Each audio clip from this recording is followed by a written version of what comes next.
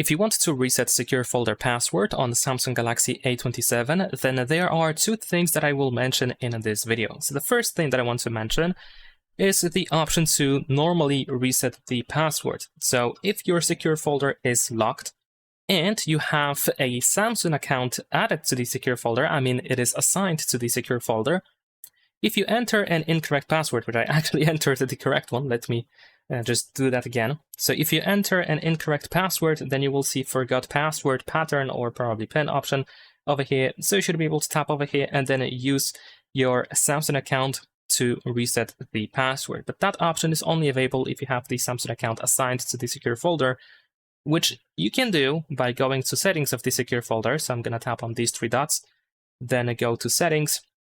Then over here, we can go to secure folder lock and biometrics, enter the secure folder password, and this is the option that I'm talking about, allow lock reset with Samsung account. Now, in case you don't have this option enabled and you cannot unlock the secure folder, you don't remember the password, unfortunately, you will not have the option to recover. So what you can do is you can go ahead and open the settings. Then you want to log out of your Samsung account. So I'm gonna go to accounts and backup, then go to manage accounts, select your Samsung account and then remove it. There we go.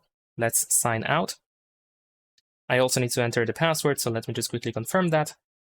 All right, once we are signed out, we want to go back to the secure folder. There we go. And then we will see this message that our Samsung account was removed from this phone, and in order to continue, we need to sign in again to the same the same Samsung account. But at the bottom, you can see that we have the uninstall option. So what you can do is you can completely uninstall the secure folder, and of course confirm that. But of course, keep in mind that if you do that, everything that you have in the secure folder is going to be erased. So if you are 100% certain that you want to get rid of the secure folder, then you can easily do so. And once the secure folder is uninstalled, you can set it up once again.